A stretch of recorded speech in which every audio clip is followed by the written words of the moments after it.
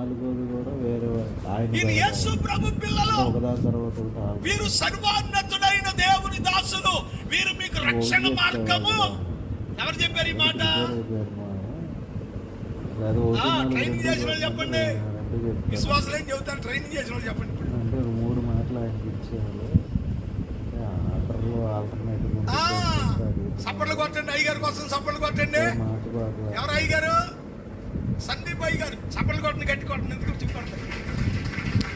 పుతోను దయ్యం పట్టిన అమ్మాయికి ఆకలి పెడుతుంది. మీరు సర్వోన్నతుడైన దేవుని సేవకులు. కంపేర్ చేసి చెప్తా ఉంది దేవునితో. వీళ్ళు రగిలించబడిన వాళ్ళుగా ఉన్నారు, పౌలు శీల. ఇప్పుడు పౌలు తిమోతికి ఆ మాట చెప్తున్నాడు. శ్రమలు అనే బూడిద ఎప్పటికప్పుడు మన మీదకి వస్తానే ఉంటది.